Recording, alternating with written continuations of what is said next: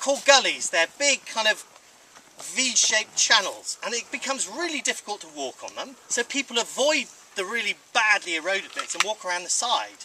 What does that do to the footpath if you start walking on the sides? It creates another one. It creates another one, so your footpath gets wider and deeper again and really badly eroded, so you walk around that and it gets wider again. And so what happened is there's a number of footpaths in the Lake District. They're about 100 metres wide, and they're all made up of little channels and gullies, and they're really, really difficult to walk on. In fact, the people have actually got injured walking on them. So the National Park said, right, I had enough of that.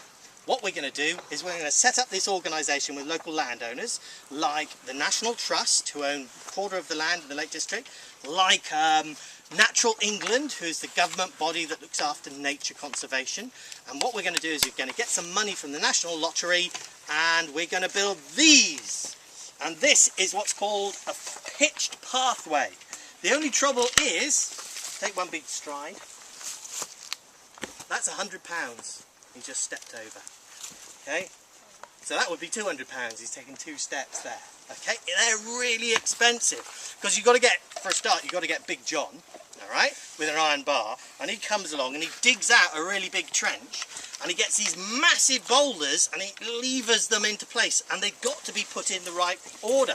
If that was wobbly, people wouldn't walk on it and they'd walk down the sides. Okay, so he's got to make it really, really stuck into the ground with a flat bit, just a bit of an angle back into the slope, so it's tipped sort of backwards. If it was tipped downhill, if that got a bit of ice on it, off you would go. So this was an old bit of path, and that's sloping downhill. People don't like to walk on that, so if you look over there, you'll see where people actually walk off the path. These are a bit better.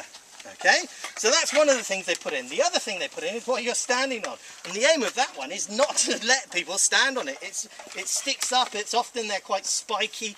They call them barrier rocks, and that means that you don't actually want to step off the pathway because it's a bit of a hurdle to get over that to walk on the grass on the side.